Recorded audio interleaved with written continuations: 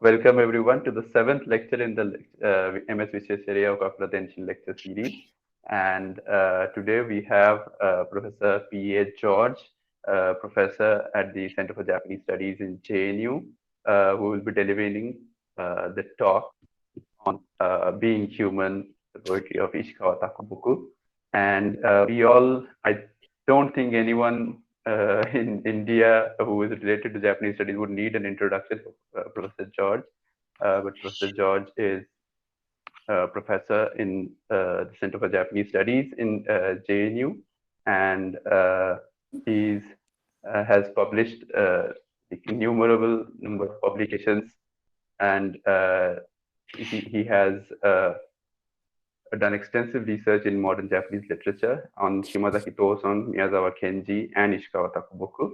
And he's also recipient of Japan Foundation fellowships and was a visiting scholar at Waseda University, Iwate University, and Nichibunken and Kansei Gakuin University.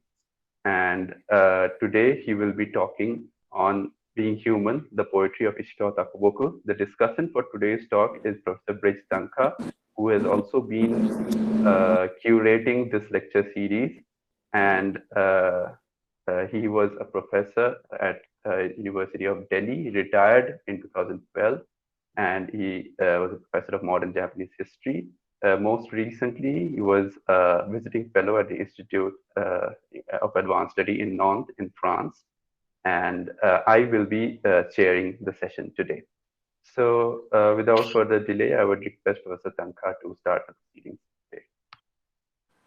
Oh, thank you, Tariq. No, I don't really have much to say at this moment, except to reiterate that, the idea of this series was really to, in a way, it was named after Visvesvaraya and Okakura, who both in their own very different ways looked out of their countries and to look at the region, at other countries, in Visvesvaraya's case, at Japan and many other countries in the world. Similarly, Okakura looked within countries in Asia as well as outside in Europe and America to think about culture, about how to become modern and various issues. And I thought we too today, living in this globalizing world, we still need to know much more about our neighbors, particularly Japan. And I thought we needed a series of lectures, and especially now because we're all locked down and for various reasons can't travel because of COVID.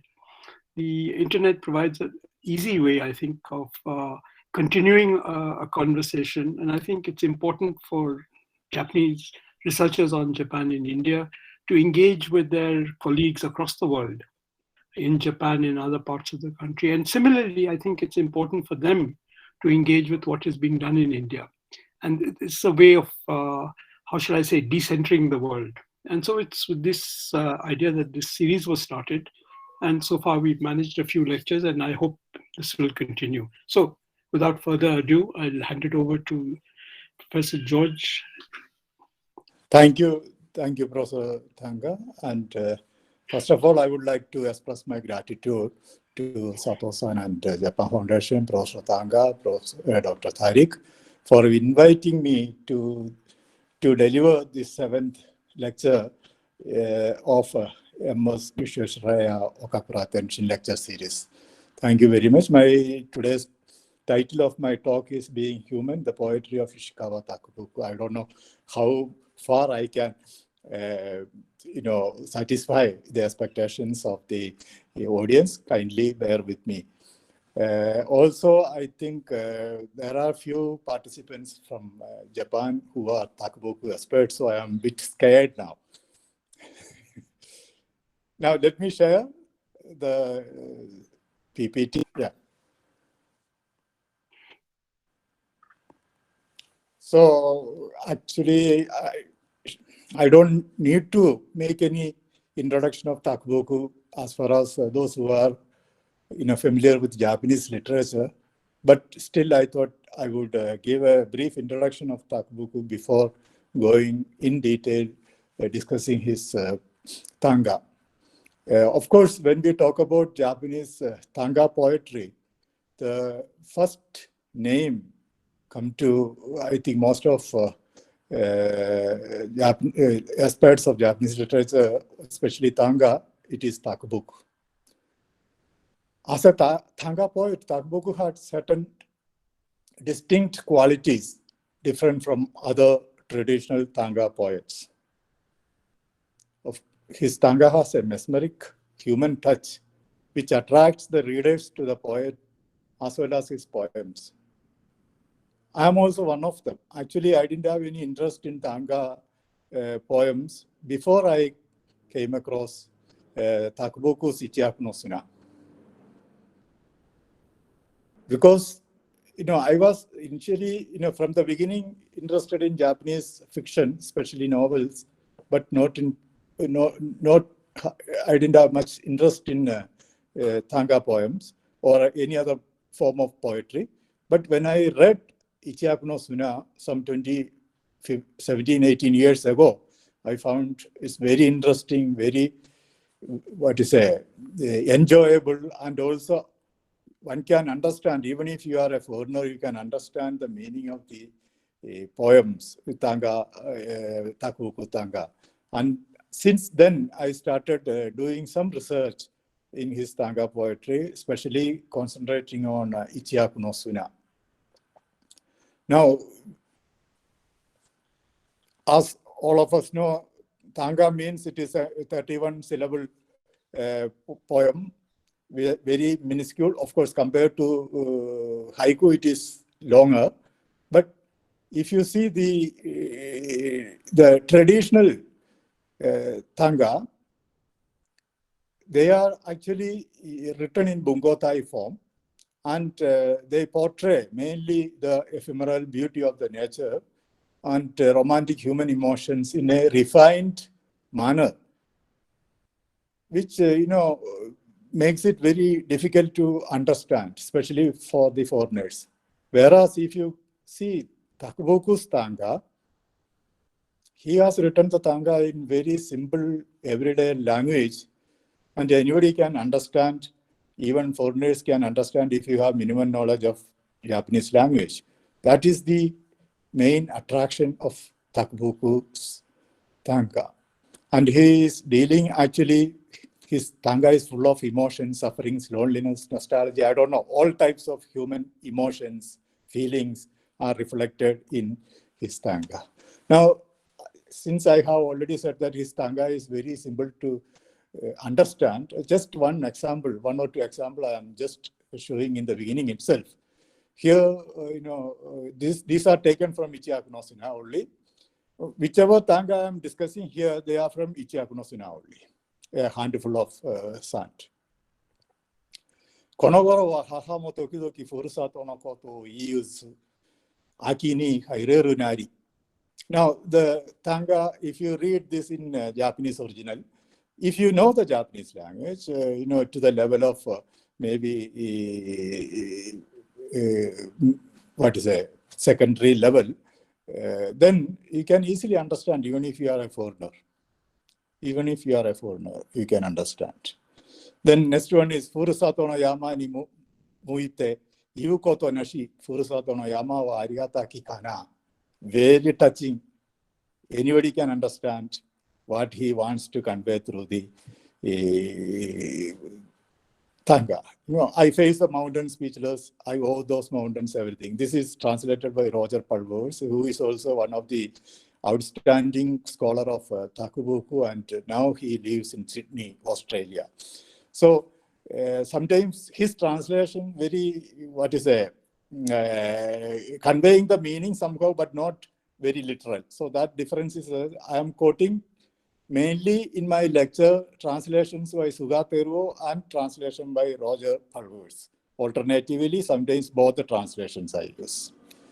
Before going into other details, I would like to give a very brief outline about his life and major activities.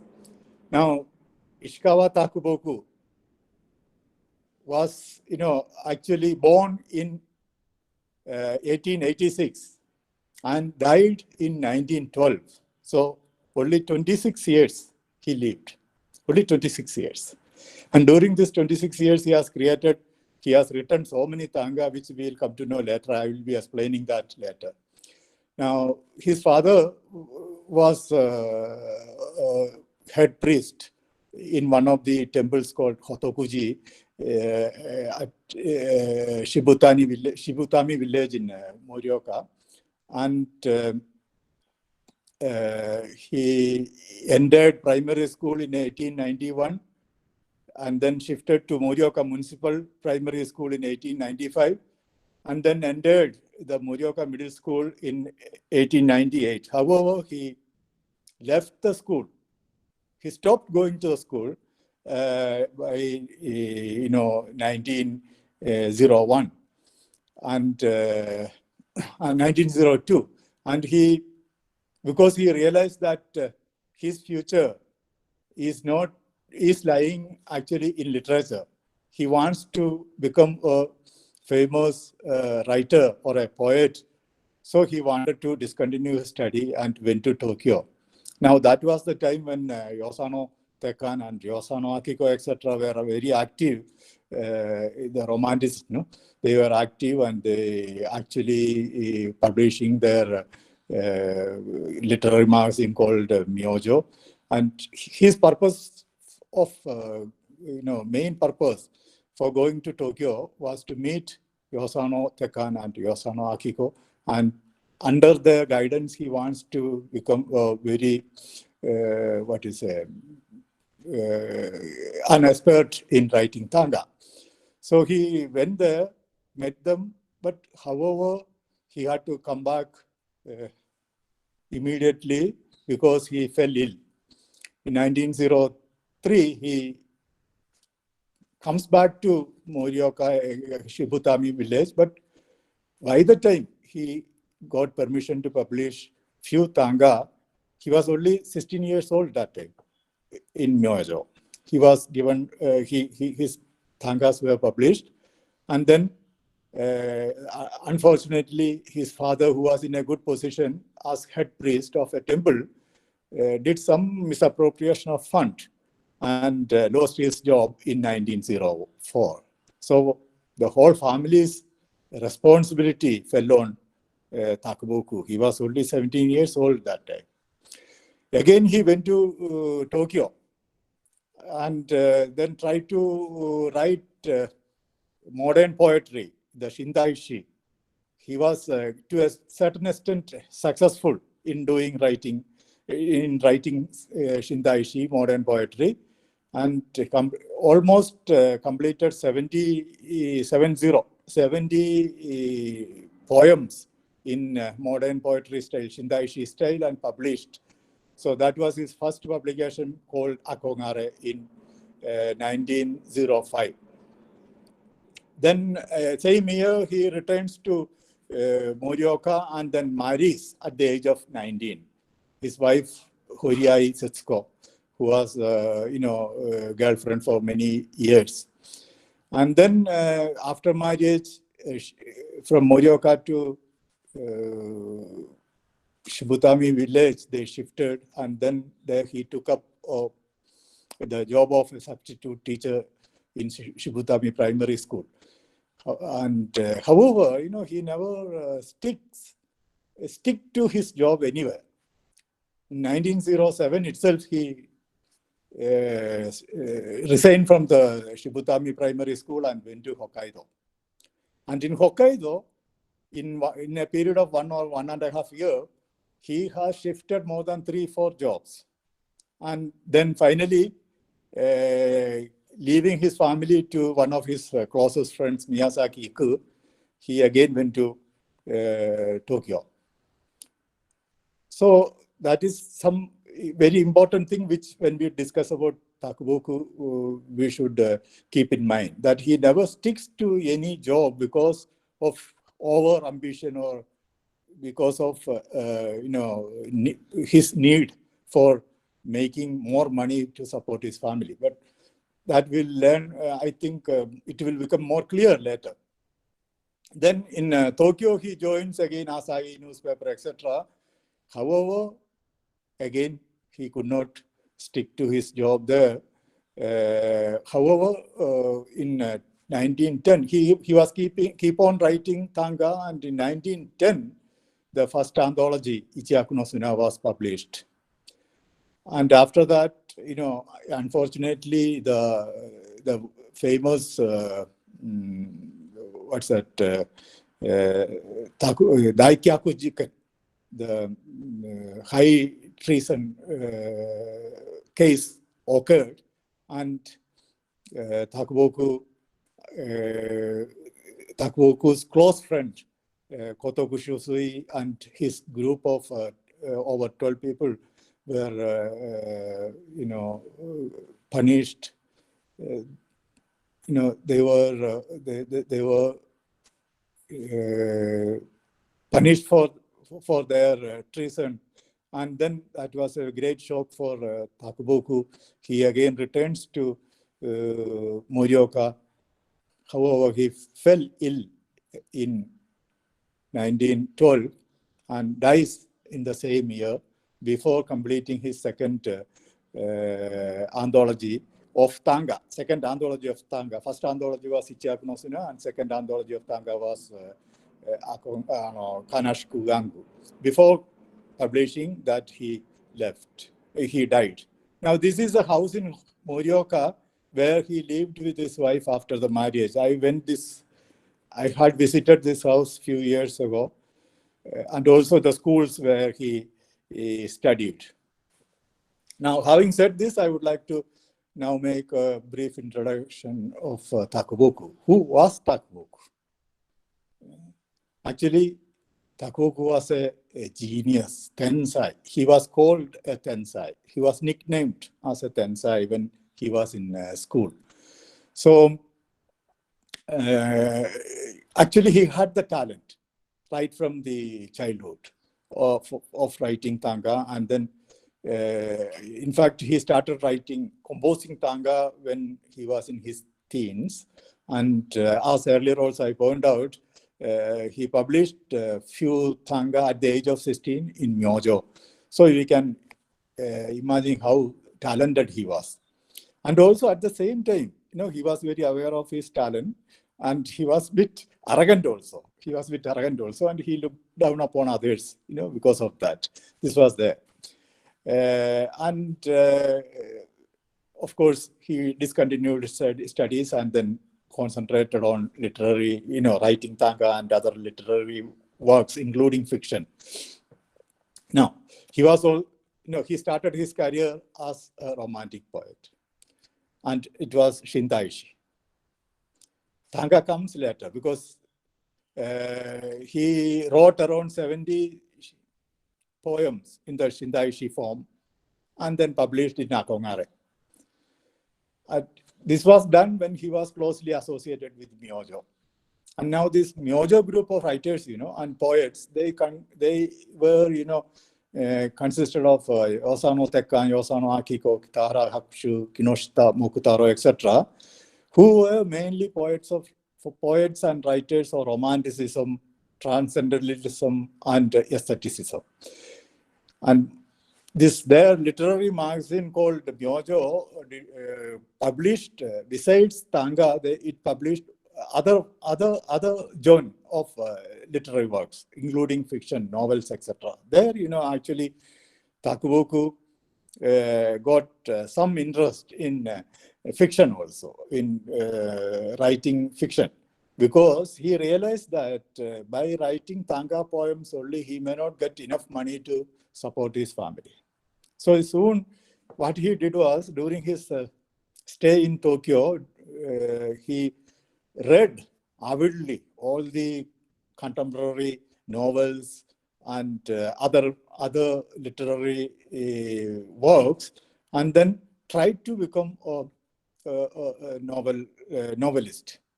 However, he published also a few novels, which I am not going to give the names, etc. here because of shortage of time.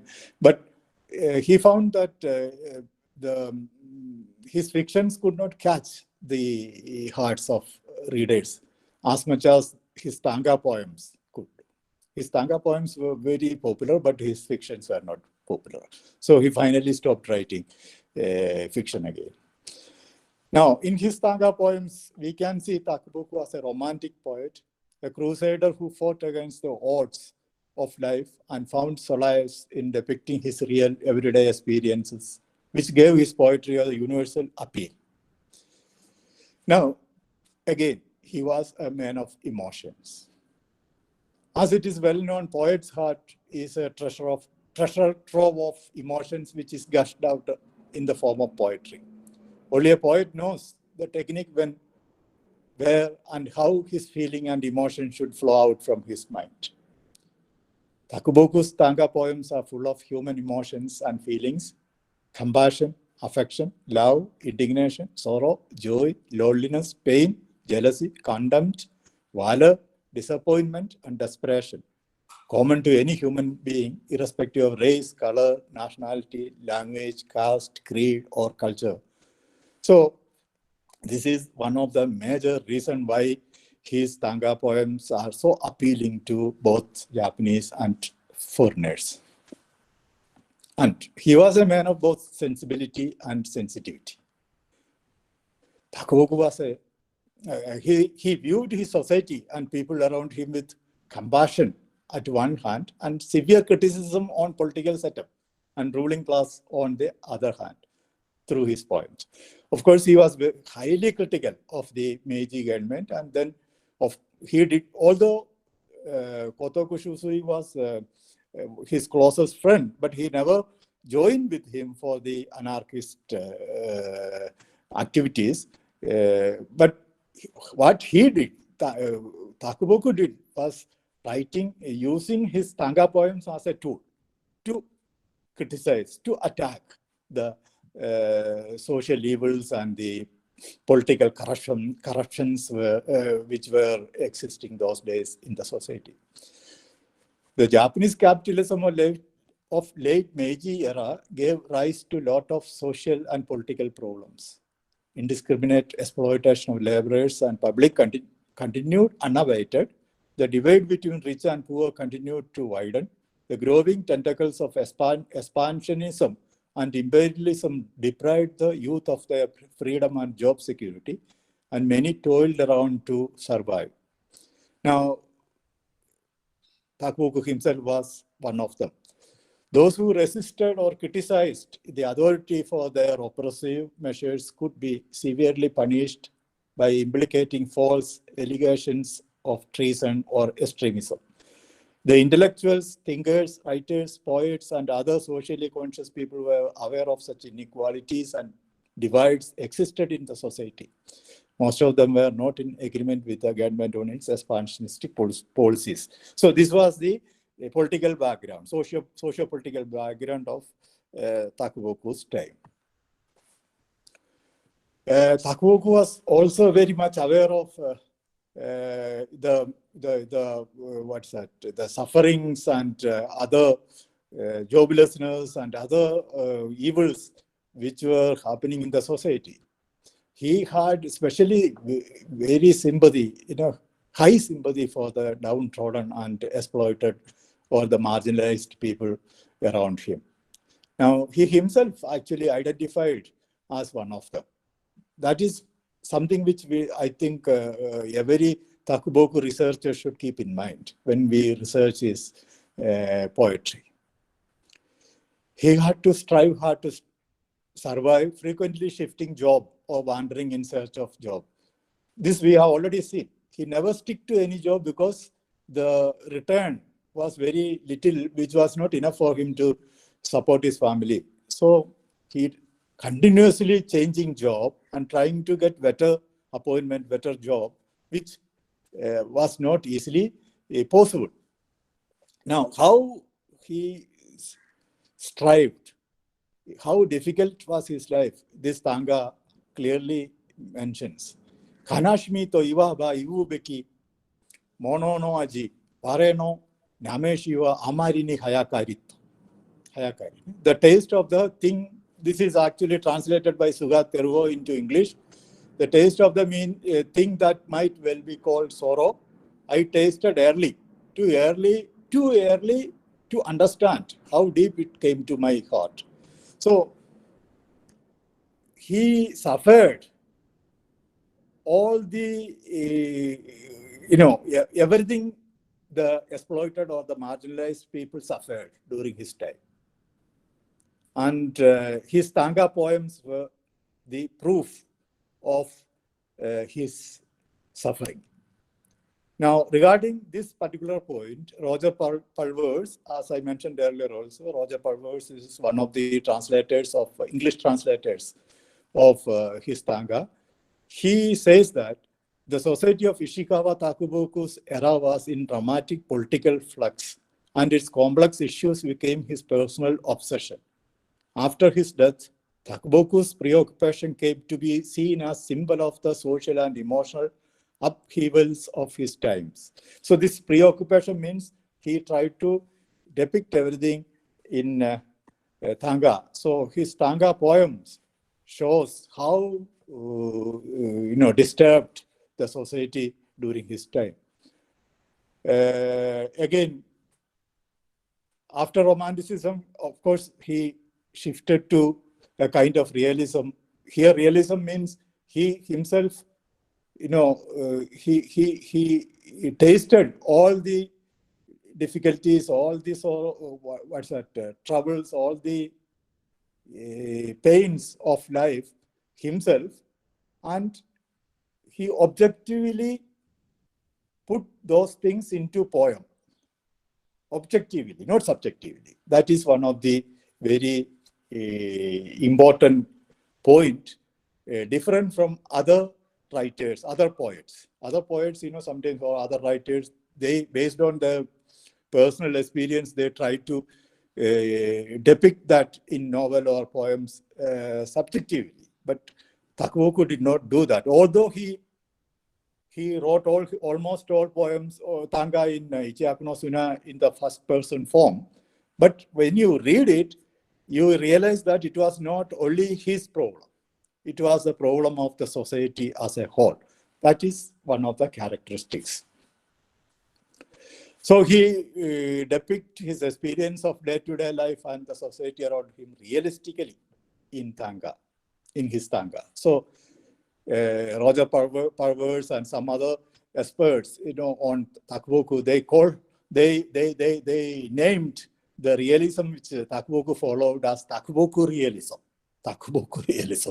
Okay, the realism peculiar to Takuboku.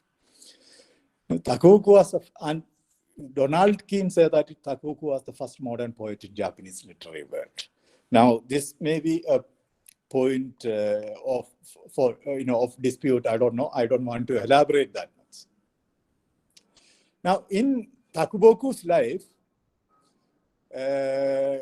two important incidents took place, which changed his worldview outlook at two different points. The first one was activist Tanaka Shoso's failed attempt to enter the imperial court to hand over a petition to Emperor Meiji directly in December 1901. Takuboku was only 15 years old that time. So this petition was about stopping the production of toxic waste at the Ashio copper mine, as it poisoned the water bodies around and caused fatal diseases to residents of the area. And who was this Tanaka Shoso? He was a leading ecological expert and a socially conscious, progressive intellectual of the day.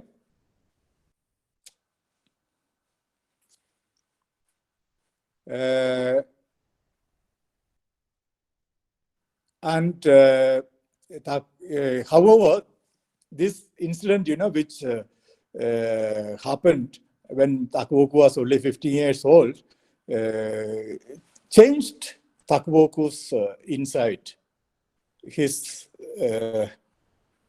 worldview. It's changed his worldview completely. And he started viewing the society and its problems very objectively and critically. So this was one of the, and then the second incident was the Daikyaku Jiken, or the high treason case, an attempt to assassinate Meiji Emperor by a group of radical socialists, a bunch of anarchists, if you call them anarchists, then because historians, divide over this also, led by Kotoku Shusui in 1910.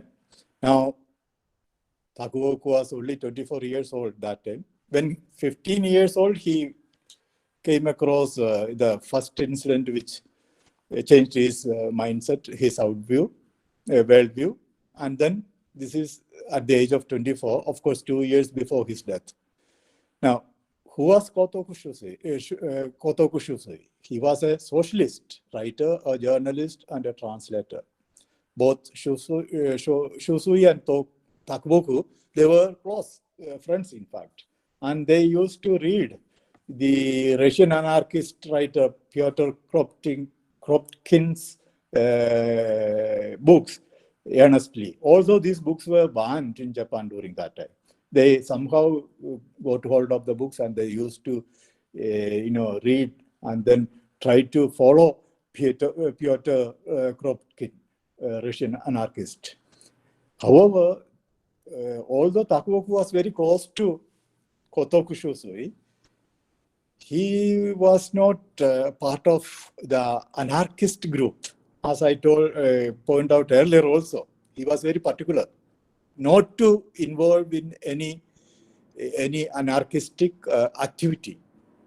Instead, he tried to expose the society, the problems in the society, using Tanga as one of the tools, the powerful tool. And luckily he escaped, because when Kotoku Shusui and his group, they tried to assassinate Meiji Emperor, Takuboku was nowhere near to them. So Takuboku escaped. Otherwise, he would have also been arrested and he would have been punished. Anyway, so this was a shocking incident for Takuboku. This, Kotoku Shusui's punishment. Kotoku Shusui, along with 12 of his friends, were killed by the government, and it was a shocking incident for Takuboku. And all the more, he decided not to do anything which invite the fury of the ruling class or the government. So he was very careful about that.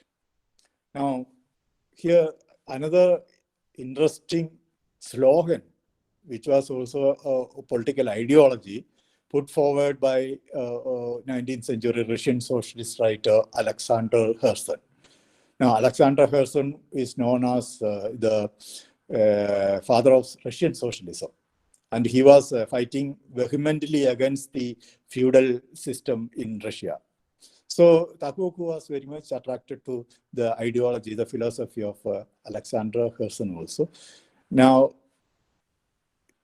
Ve Narod, this is the slogan which Alexander Herzen, popularized.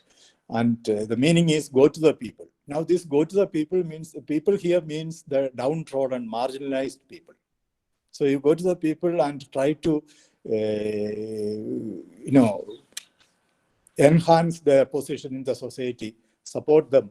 So that is what Alexander Herzen meant. And of course, destroying the feudal system of the society. So Takuboku was very much attracted to that. But still, again, he did not do anything which antagonized the government against him. He did not do that.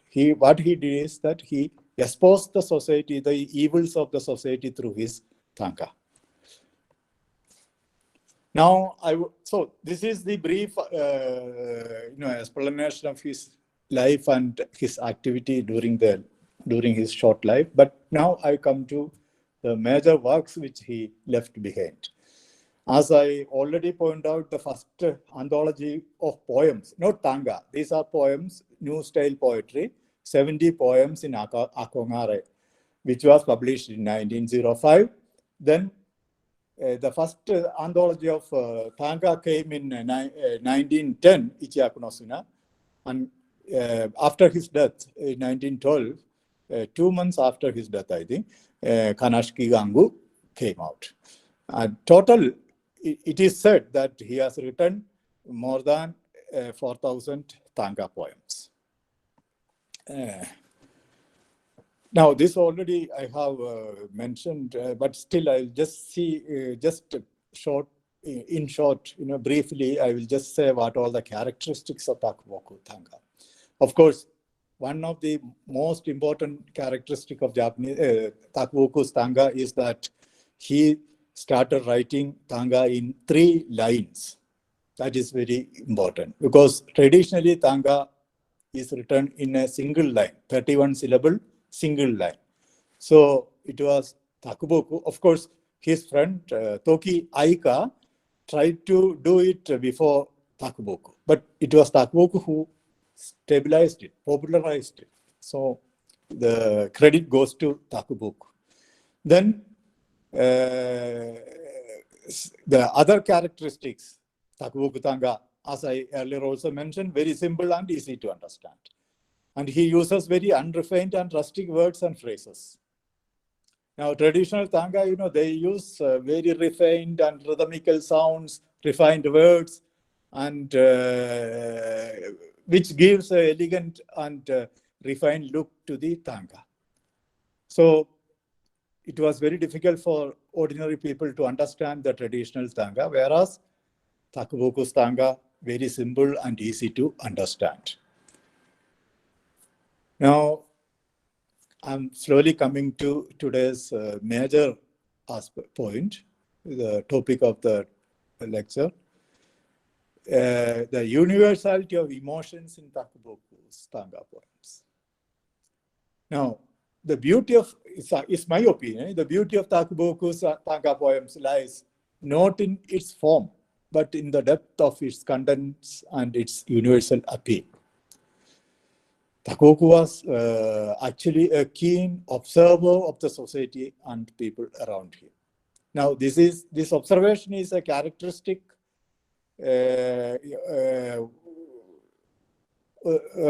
peculiarity or characteristic habit of naturalist writers. But here, being a realist, Takuboku also observed the society around him very deeply, and then he always whatever he discovered from his observation, he always put that in his Thanga. He used to compare himself with others always and compose Thanga based on that. Now, another important thing which I presented a paper in Japan also few years ago regarding the rasas found in Takuboku's Thanga. All the 9 rasas, according to our Indian Natya Shastra by sage Bharat Muni, 9 rasas there, and you can see all the 9 rasas if you carefully study his Thanga, especially the Thanga in Ichiyaku no Suna.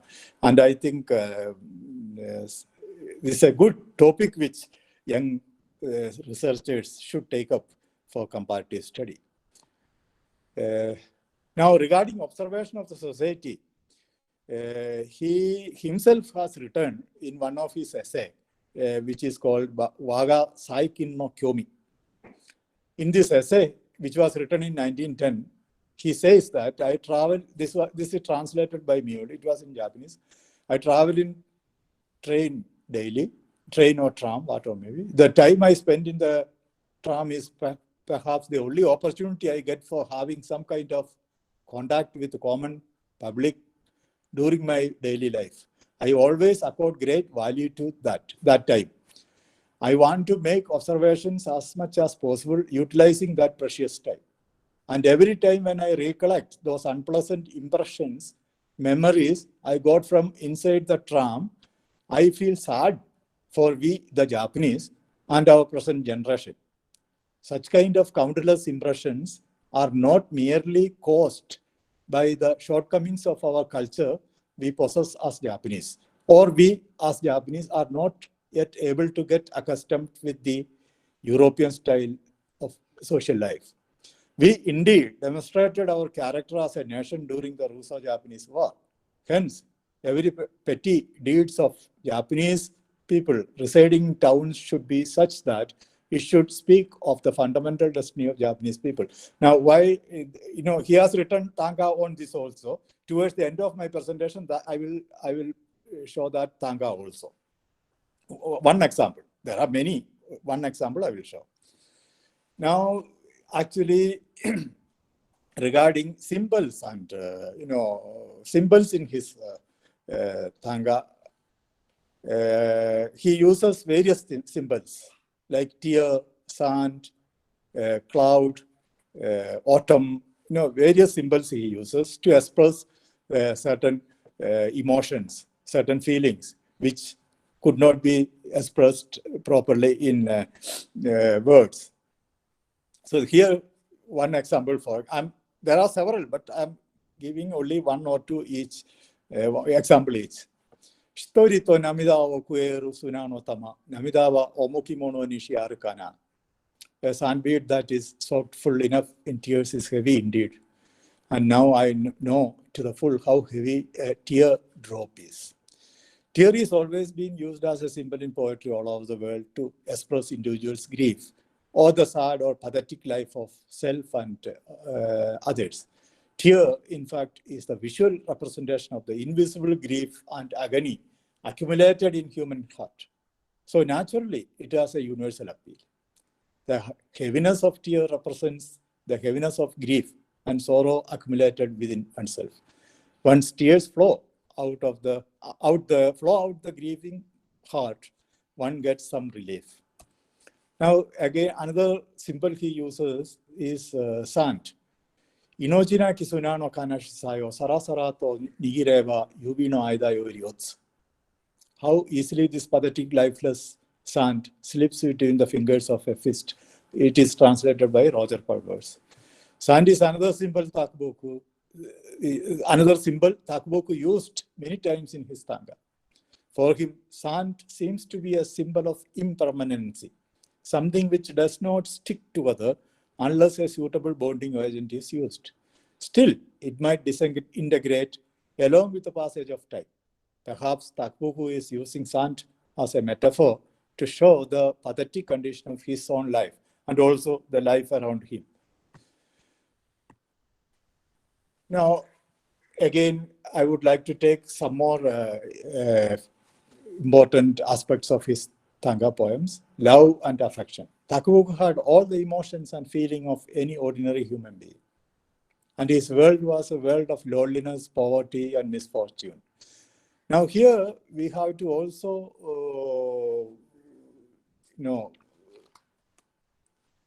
think about or, consider the his influence on Richard Wagner. Richard Wagner, who was a composer, very, very popular thinker also, a philosopher also of Germany, of 19th century. And then it seems Takuboku has written 7 essays on him, episodes on him. So, and this Richard Wagner was also very poor, although he was very popular composer and famous, but financially he was suffering. So Takuboku, I think, used to look at him as a person who met with the same fate. Maybe that is the reason why he wrote 7 episodes on Richard Wagner. Now, here Takuboku actually, although he was very ambitious, very arrogant, he always used to, he had another phase, where he always had a soft corner for the ordinary persons ordinary people, downtrodden, and the love and affection he always, show towards such people. And of course, to his parents also. He did not abandon his parents or his wife or children. Even when he was in the midst of poverty and suffering in this short period of 26 years, that one should not forget. So here, one of the examples of Tanga, which gives us an idea how affectionately, lovingly he thought about his parents. Tawamure ni haha ose oite sono amari karuki ni nakite sambo ayumasu. I lifted my mother onto my back. She was so light, I wept, stopped dead after 3 steps. This is translated by Roger Purves. Sugateru also translated, but Roger's translation I found better, so I have taken his. So there is nothing deeper than the affection and love one has towards his own mother. No doubt, it is a universal truth. His helplessness to provide his mother a comfortable life is clearly evident in this Tanga. So this Tanga clearly shows how loving, how affectionate he was towards his family or towards others. There are many such examples. There are 551 Tanga in Ichiyaku no Suna. So this is only one example I am just showing. Now, emotions. The word like sorrow, grief, sadness, tear, loneliness, pity, compassion, etc. are used in Ichiyaku no Suna several times. Also, emotions of fear, tranquility, disgust, anger, laughter, homesickness, nostalgia, despair are also found frequently. However, it is impossible for me to give an exhaustive commentary on all emotions found in Ichiyaku no Suna today. So I will restrict myself to 1 or 2 examples each of pity, homesickness, despair, grief, etc. This is the, I will finish. How many minutes more left? Sorry, maybe another 5, maybe. 10 minutes? 8 minutes? 5 is fine. Yeah, I'll finish it in 8 minutes. Now, the emotions, human emotions found in his Tanga. And these emotions have got, these are universal, truth actually. Any human beings have similar emotions, similar feeling. And that's why his Tanga is so popular among even foreigners. The Tanga, one of the Tangas which shows pity or compassion. Waga tomo wa kyou mo hahanaki ko o oite kano shiro ato ni samayoeru kana. This is translated by Sugateru. Oh, that friend of mine today again maybe loitering at the ruins of the castle with a baby that is motherless on his back. Now this is actually a husband, a father, a son, a husband. Son lost his mother, husband lost his wife. So it was, I think, one of Takuboku's friends. So there are several verses in Ichiyaku no Suna expressing pity or compassion. This is the most striking one according to my understanding. The poet is fully aware of the depth of sadness of a child who lost his mother and the immeasurable grief of a husband who lost his wife. Indeed, Takuboku too had a miserable life, but he found his friend's life more pathetic. Perhaps he wanted to help him, but unable to do that. So that is the fact. He wanted to help everybody, but he is not able to do that because of his own poverty. Next is something on sorrow or sadness. It's again one example, 1 or 2 examples I will show. Hitokure no tsuchi ni yodare shi naku haha no nigawo tsukuri no kanashiku mo aru ka. This is again translated by Sugateru. Dribbling saliva on a lump of clay, I made my mother's portrait that looked like weeping in tears, and I suddenly felt sad. This is one of the most touching tangas in Ichiyaku no Suna. The grief and sadness brought by physical separation, be it parents and children, wife and husband, or any intimate human relationship, is unbearable for most of us. Though here the poet says that he became extremely sad when he realized that the portrait of his mother he made with clay has a weeping face. It must have been the weeping face of his mother engraved in his heart. As eldest son, he was supposed to take care of his parents, but could not fulfill his responsibility because of miserable living conditions he was undergoing. Again, one more example for sadness or sorrow.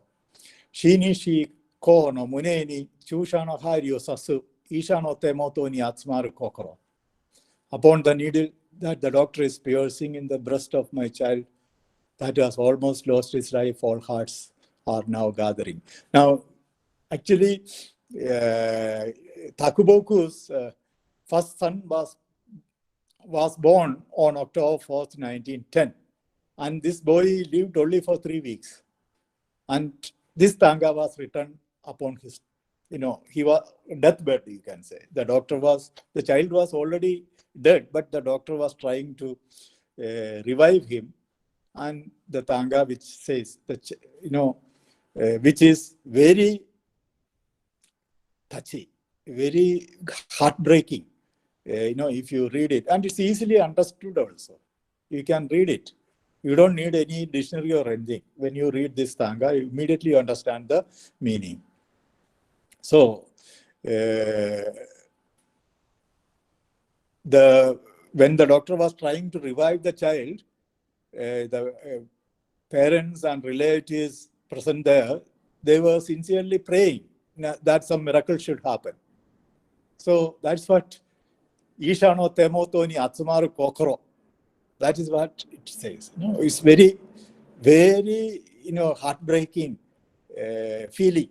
At least I get very heartbreaking feeling when I read it. I translated all the 551 tanga into Malayalam and published by DC Books in 2012. All 551 tanga I translated, and this was one of the, most heartbreaking tanga when I was translating. That's why I took it. Then comes nostalgia or homesickness. Kanikaku ni Shibutami mura wa koishikari, omoide no yama, omoide no kawa. Very, again, universal feeling. I miss the mountains of Shibutami. I miss the rivers of Shibutami. They are never far from my mind. And another one, Furusato no namari natsukashi, Teishaba no hitogomi no naka ni so kiki ni yuku. Loving very much the dialect particular to my native place, I go to the crowd of people at the station to hear it. Now, I think almost all of us have this experience. Now, whoever read this tanga will definitely get homesickness or become nostalgic about their home or hometown, especially if we are away from our native place. In that sense, this tanga has great universal appeal. It is not Takuboku's, but my feeling. Most of us will think like that, I am sure.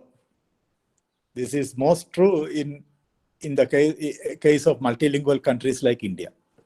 For example, I myself had this feeling of nostalgia for many years after I have reached Delhi, leaving my hometown in Kerala. Then comes tranquility or peace of mind. Tokai no Kojima no iso no shirasuna ni ware nakinurete kanito tawamuru. On the white sand beach of small and rocky isle in the Eastern Sea, soaked in tears, I continue to sit playing with a crab. This is Suga Thervo's translation, whereas Roger Pulvers has done it a different way altogether. Tears stream down my cheeks into the coarse white sand, and I amuse myself with a crab. Now, this is the first tanga in Ichiyaku no Sura. First tanga out of the first of 551 tangas in that anthology. This is the first tanga. However, my understanding is slightly different of this Tanga, because people normally say that this is something which expresses the poet's loneliness, or but if you analyze the Tanga properly, it is not loneliness, but it is about grief and tear and the ultimate state of tranquility of mind. According to Kondo Norihiko, another pioneer scholars of Takuboku, this Tanga is a colorful song with full of sentiment.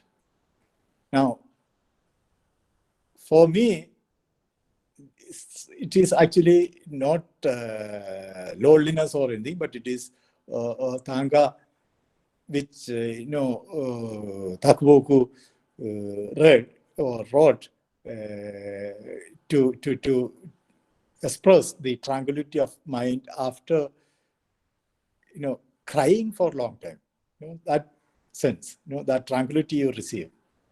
Usually man tends to hide his pain and grief from others, but when it is but let it flow out when he is alone. Man is alone. Tears have the magical power to reduce the heaviness of heart and bring tranquility to one's mind. At least for a while, it helps us to forget our past and even present or future. It is a universal truth. That's why a person soaked in tears just a while ago could forget everything and play with the crabs at seashore. So, peace of mind or tranquility you get once you wash away your pain and sorrows through tears. Then empathy or kindness. Tomoyo-sa wa kojiki no iyashi sa itou nakare uetaru toki wa ware mo shikariki. Oh, my friend, never despise the lowly meanness of poor beggar. I was also low and mean when I was poor and hungry. This is Sugateru's translation.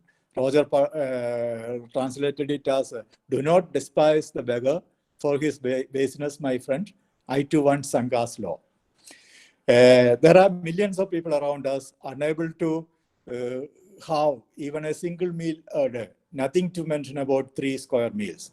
Pathetic living conditions of such people are often ridiculed by many of us. Takuboku was very much aware of this universal truth. On several occasions, he had to undergo a life perhaps even pathetic than a beggar. He used to borrow money from his friends, especially Kindaichi Kyosuke and Miyazaki Iku. These 2 people were his closest acquaintances, friends. Sometimes Takuboku's family could not have survived at all without financial and moral support from these 2 friends. Takuboku had to leave his home to Tokyo and Hokkaido looking for a job in order to look after his family. He was wandering around like a beggar and homeless, looking for decent employment. Hence, the mindset of Takuboku when he penned down this Tanga can be easily understood. I think all of us agree to this point. Then comes despair or disappointment. Kono sugi no yasumi ni ichinichi nete mimuto omoi sugoshi no mitose kono kata. He wants to sleep the whole day, but could not. No? So this is actually same with all of us now, the present day human beings also, society also. I don't think the daily life of people in the contemporary society is anything different from this, especially in this highly competitive age of globalization, IT, internet and digital world. Man is overstressed and driven by official duties and responsibilities, but hardly find any time to rest and relax or sleep well, as Takuboku says in this Tanga. Ultimately, what is there? We'll have only the feeling of despair at the end. So I think it is very much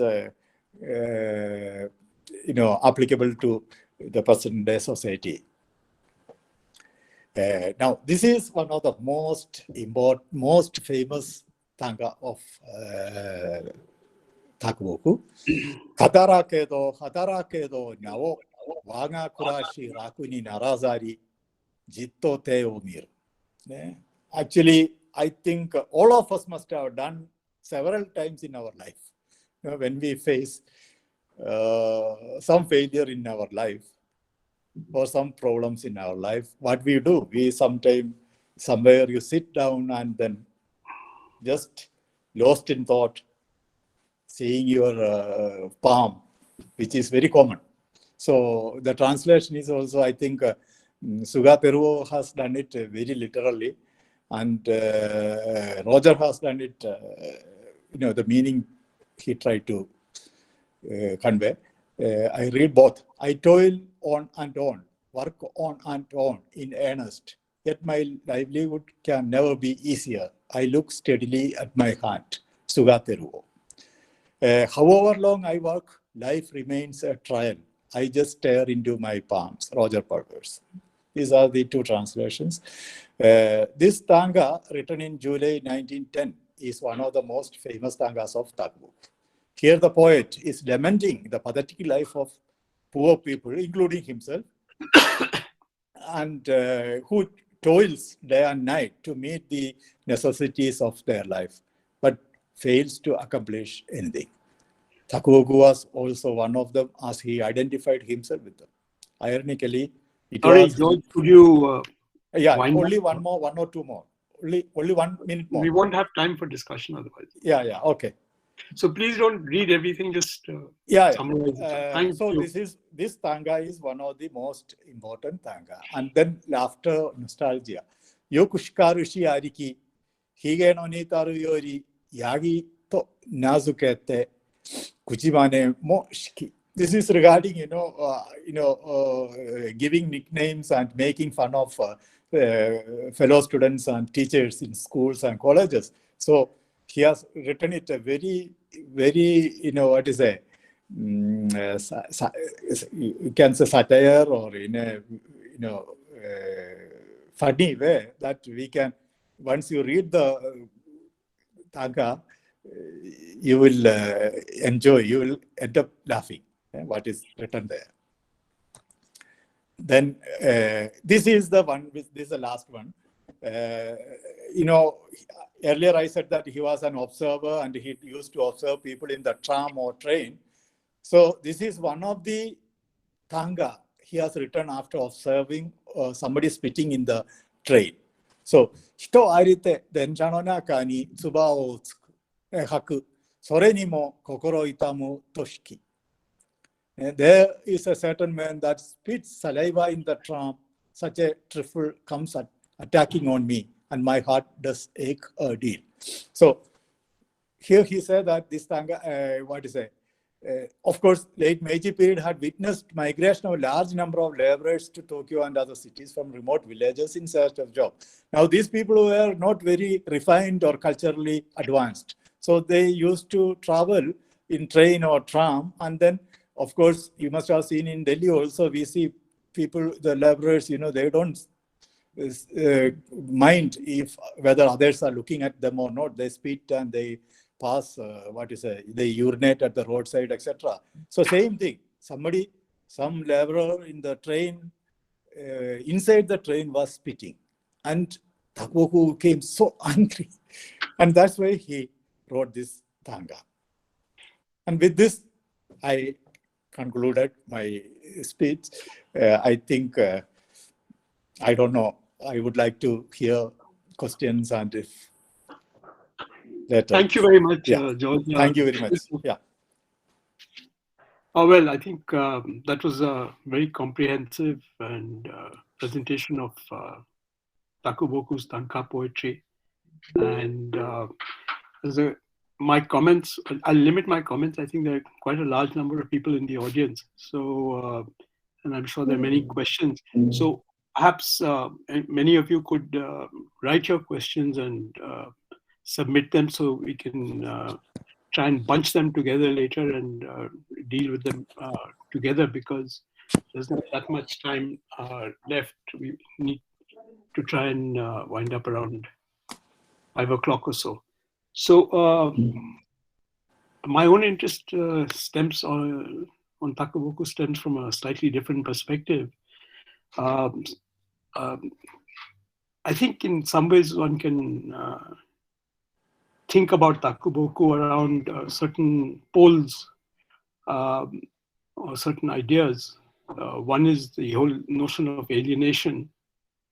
The second, I think, which is very important, which George also has touched on briefly, is the Russian influence which played out in Japan during this period and on Takuboku himself. And the third is the Taigyaku Jiken, the high treason trial. Takuboku is a fascinating figure. He dies at a very young age from pulmonary tuberculosis, but he was quite unknown in his lifetime. He was appreciated by a close circle of friends. Very famous writers attended his funeral. For instance, Natsume Soseki was there, but the public at large didn't really know him. But after his death, from about the 1920s, he emerges as a major figure.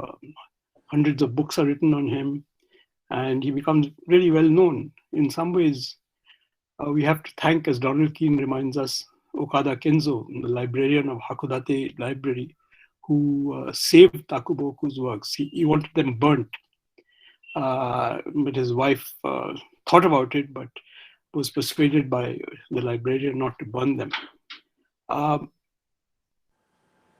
Alienation, I think, in some ways, it's almost a classical case of being alienated from yourself, from your nature, from society. Whatever he does, he seems to think that it's not worth it. When he's writing stories, he doesn't really want to do that. He writes sort of free verse, but he thinks, there's no point in doing that. He writes tanka, everything. He says, you can't live in Japan as a poet. You can't make any money, and so on and so forth. So that's one aspect of his thing. He sees life as fragmented, as there's a sense of dislocation. George didn't talk about it, but I think in some ways the Romaji diary expresses this very clearly. His childhood friend, Kindaiichi, when he read the diary or parts of the diary, was very impressed and told Takuboku, look, these are far better than your stilted short stories. You should publish this and maintain a diary. And he does. In the Romaji diary was written in Romaji, and there again Takuboku is contradictory. He says, I wrote this so my wife couldn't read it, but then actually there's no connection. There's no reason for I like my wife, I love my wife, and so on and so forth. But in a way, the Romaji diary illustrates the modernity of Takuboku. It's about himself. It reveals everything about him, whether deplorable or not. The opening sentence is, I'll just read a couple of lines from it. Alone and awake in the metropolis where the entire race of men was fast asleep, I realized as I kept track of the breathing of others during that quiet spring night, how meaningless and trivial my life was in this narrow 3.5 mat room. What will I look like when sleeping all alone in this narrow room? I'm overcome by some indescribable exhaustion. And he goes on in this vein, ending with, lying in bed, I write Turgenev's short stories.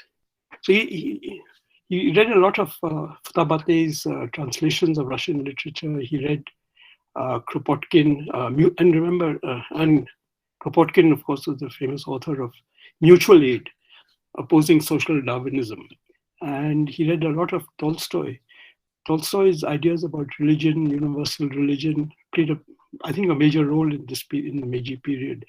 And so much so that later the Home Ministry actually banned them, banned the teaching of Tolstoy's ideas in schools and public places. So it was a way which bound a lot of the early socialists of this period. And his sort of alienation, you can compare it to Kafka's diaries. Kafka also wrote diaries roughly in this period, 1910, 20s.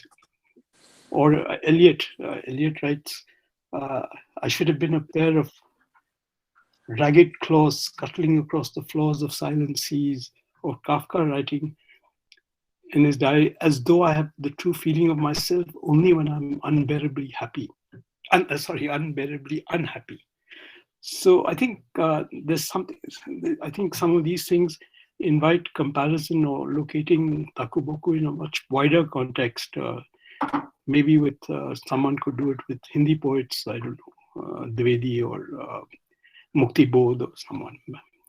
The other thing which I found very interesting, which wasn't quite because it's not a tanka, his poems to eat Kuraobekishi. He actually borrowed the title from a beer advertisement to underline the fact that poem was not a delicacy, but an everyday thing to eat.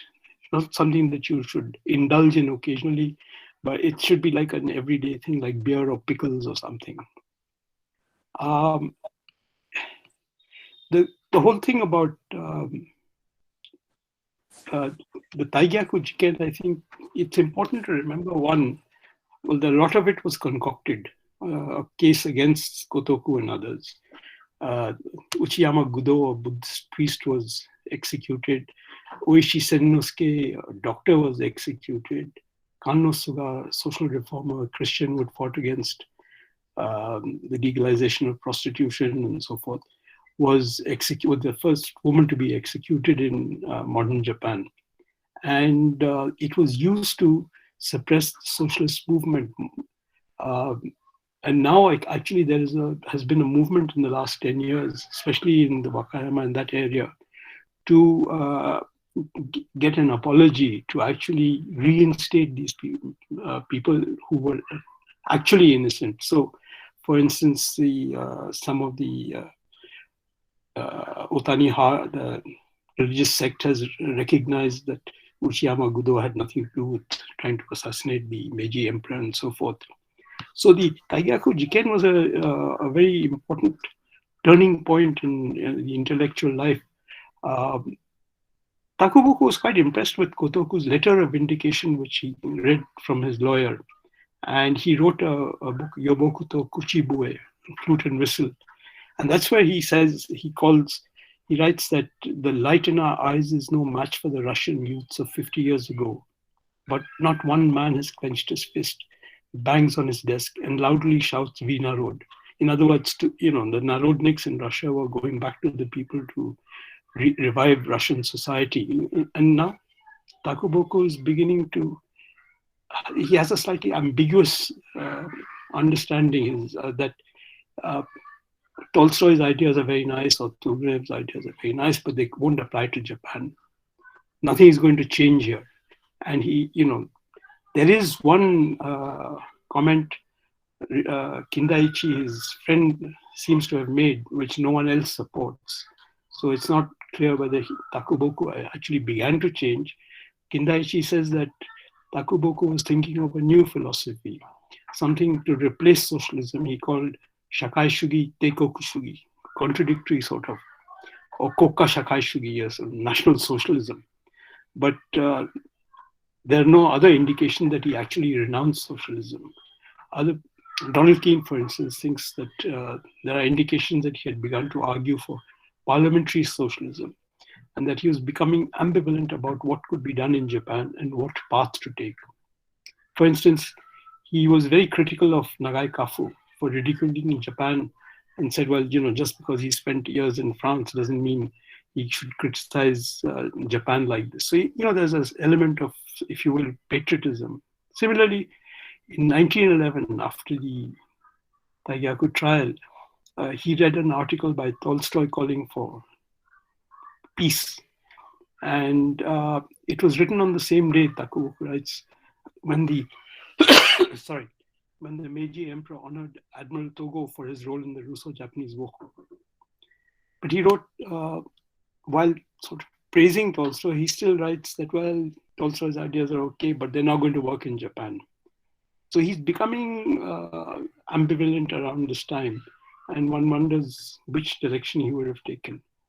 But all said and done, he is still a pivotal figure, and I think, as George was pointing towards the end, and that may have been even more interesting to listen to, how does one think of his poetry for instance, with the Indian within the Indian aesthetic tradition of rasas and so forth? how does one locate him in a wider context? I think these are areas which are worth exploring. So thank you, George, for that presentation. And Thank I'll you. move to questions. If anyone has a question, please raise your hand or just type in a question and Tariq will read it out.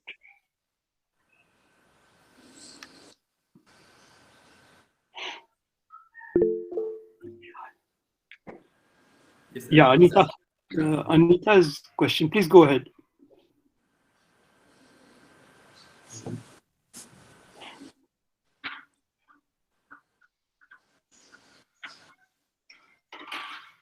Anita. Thank you, George. Yeah, thank you. You gave a very, very exhaustive presentation in such a short time. It's commendable. And regarding the comments, I think, as you suggested, instead of taking it very high, like he was a human, definitely good or bad, you didn't dwell on it. I would like that. Maybe sometime if you can just say a few words in this regard. And second question is that even among the, like in a train, when he saw what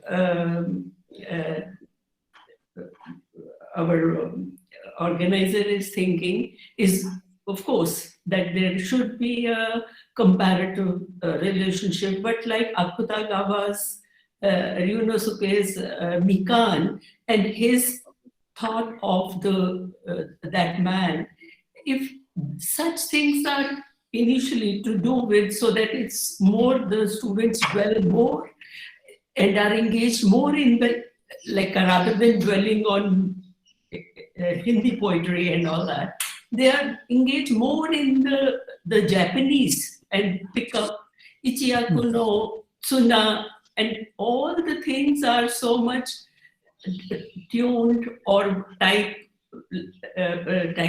typified, the things which we have in India, like sand. And in one also point where you talk about the poem when he takes his mother on his back, I was reminded of Ubhasriyama, that, oh, he's taking her as an eldest son to such kind of things. When, as you read, there are so many such sentiments.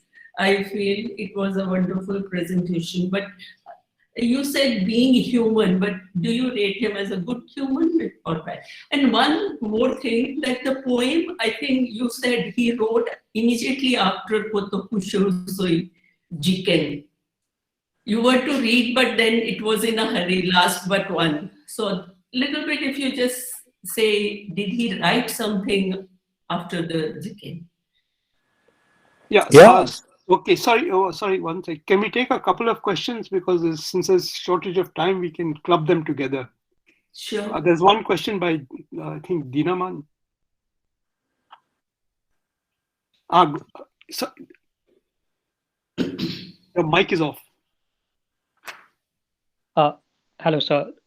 Thank you, sir. Thank you for allowing me to ask the question. Can I go ahead? Yes, please, please. Yeah. First of all, thank you very much first for such a wonderful presentation, and you have left us all with a lot of thought-provoking questions and so many ideas to work on.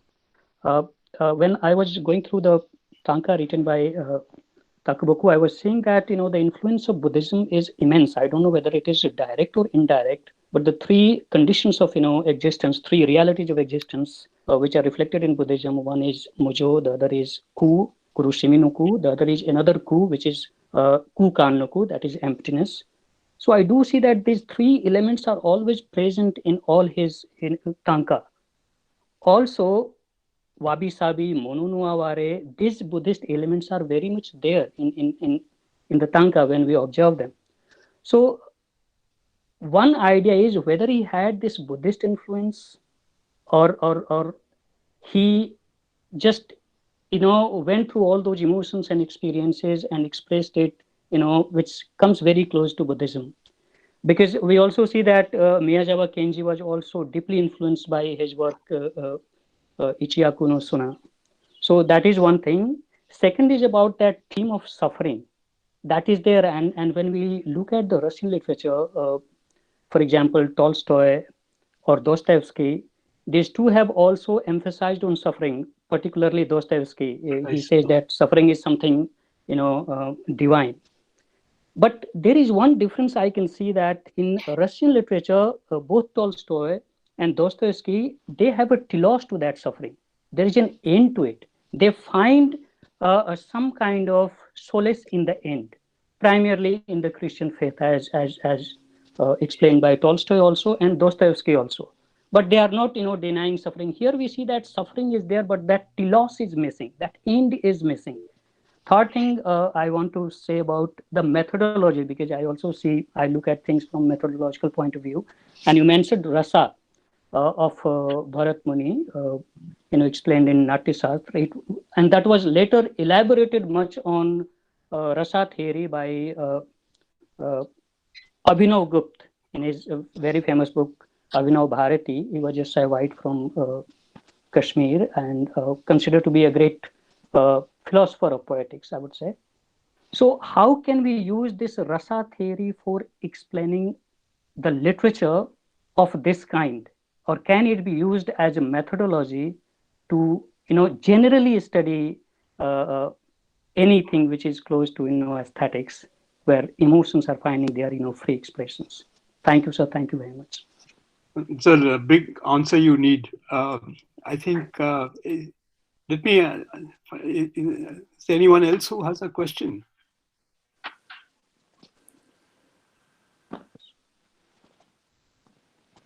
Well, if not, then I think I'll give George about 5 minutes. So a brief answer. I know you can't cover the, it's a pretty large session. So I will we'll have make another it very seminar. brief. I will make it very brief.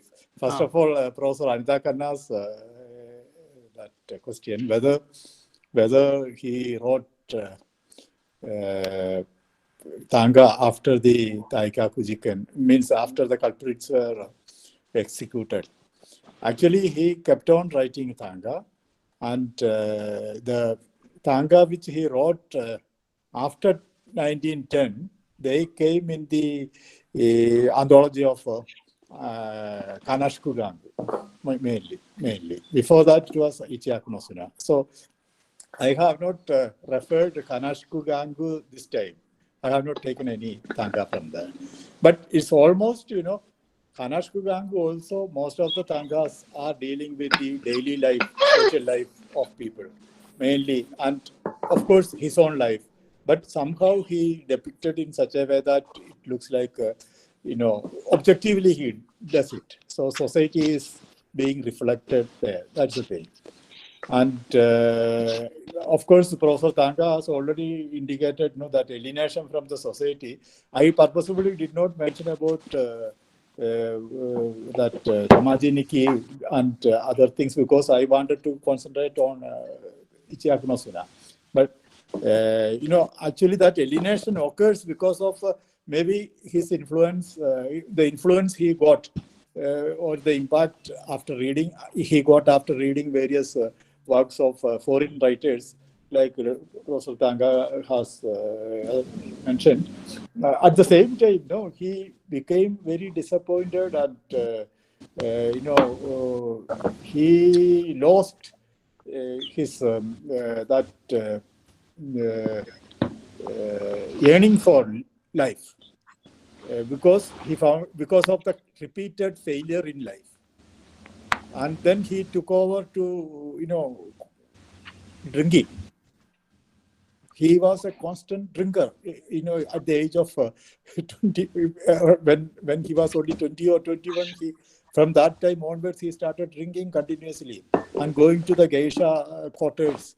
So he himself, destroyed his life in that way. That is one thing which I didn't want to say here. So that alienation from the society is occurring because of various reasons, like Professor Tanga also mentioned, and his own actual, experience in the society. And I think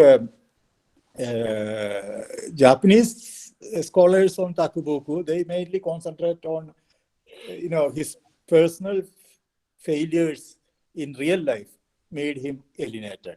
They don't speak much about, because Professor Tanga, is actually social scientist, no? Or historian. Whereas the people who are working on him in Japan, mainly they are all literature people. So I think their view is different. And I, of course, did not go through all those details because I envy Professor Tanga because he has got a lot of knowledge. I can't speak anything on such things. But still, Romaji Nikki was something which, I think is something which all of us should read, and then we'll get a clear picture of Takuboku, what he was. And of course, I also read this episode, this story that he wrote it in Romaji because he didn't want his wife to read that, because in Romaji she cannot read. I don't know how much truth is there in that. So that's a different thing. So I think that is. Are you okay with my answer? Then I was mine. Yeah. Then Dinamani. Pardon? Maybe if you can touch on Dinamani's. Yeah, Dinamani's question. First of all, regarding the Buddhist influence, naturally his father was a Buddhist monk. He was grown up in a temple, Buddhist temple. So till teenage, till 2005, 1905. 1906 or 5, no? When his father lost his job, then only they had to leave from the temple. Otherwise, his was a middle class family. In fact, at that point of time, he enjoyed a very, happy childhood. They had a lot of money. The father, being a priest in the temple, economically well-established family. But unfortunately, father did some misappropriation of fund, and he lost his job, and there was no source for any fund, and they suddenly dropped into a poverty-ridden family. That is what happened. So maybe because of the father's influence, Buddhist influence, maybe there on his writings. But I think hardly any writers, any scholars in Japan have taken up this point. I haven't seen anybody. But somehow, if you read all his Tanga, along with the alienation point which Professor Tanga mentioned here, naturally that Buddhist influence you can see, you can read, hidden in his Tanga. That is there. That's there. Then, what was the second one you were asking? The idea of suffering, sir, comparing it. Yes. This idea of suffering, again, it comes from Buddhist philosophy, mostly, or even Christian philosophy. It is there to a certain extent. But actually, as I have already mentioned, he lost interest in life. So till that time, he had, in his mind that somehow he has to support his family, and he has to give a decent life, to provide a decent life to his family. So he tried to work, earnestly. However, he found that he is not able to stick to any particular job. Keep on changing. That means it's dissatisfaction from his mind. And that aggravated, and finally he lost interest in everything. So whether you can interpret it as influence of Buddhism or interpret it as the effect of his actual,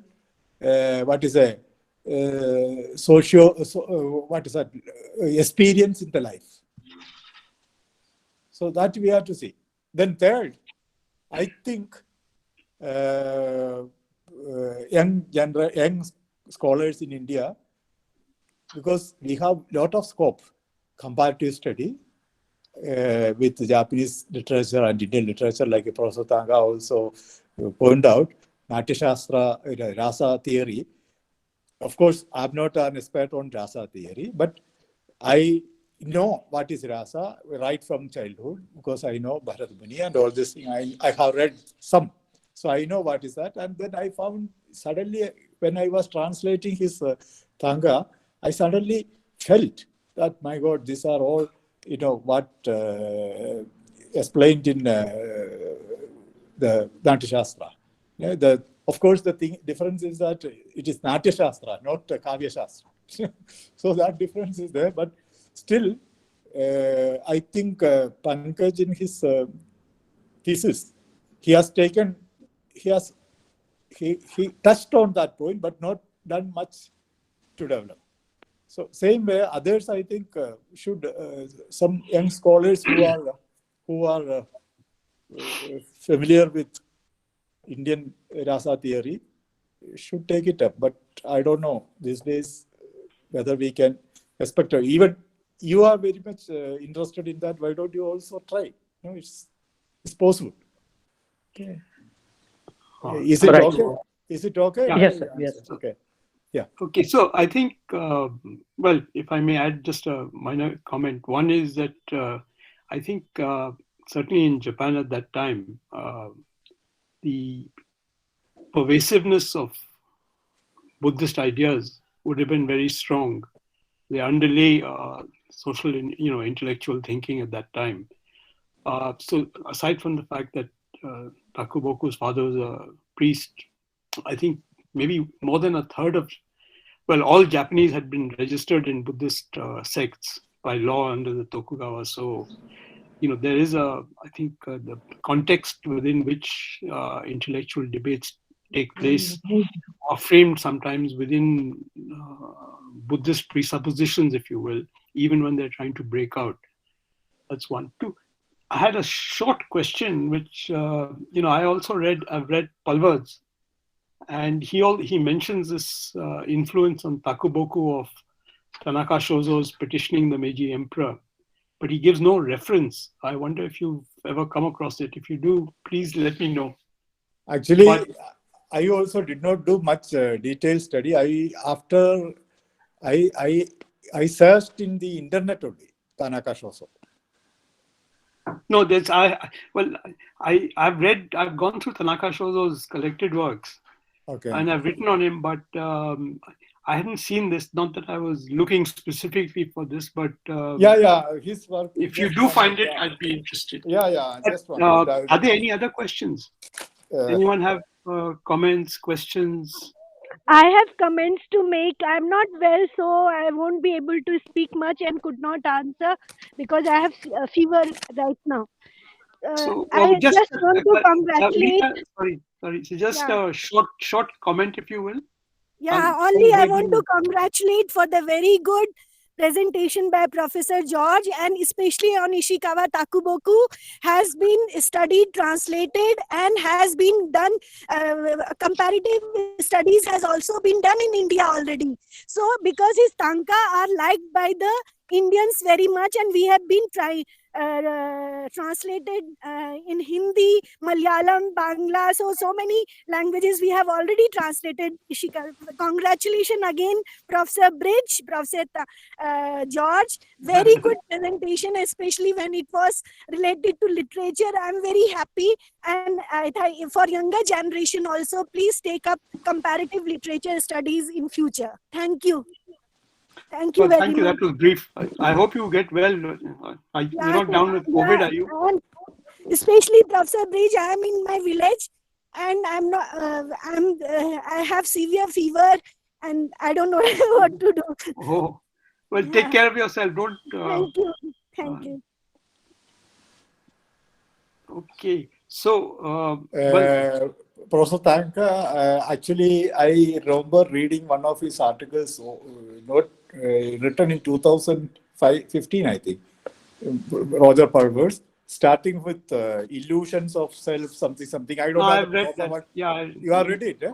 I've read it, but it doesn't give a reference. Reference it doesn't give. Yeah, that's true. Anyway, so at least from my side, let me thank everyone, and certainly Professor George for the very interesting presentation on a very important figure, and for the audience for their participation.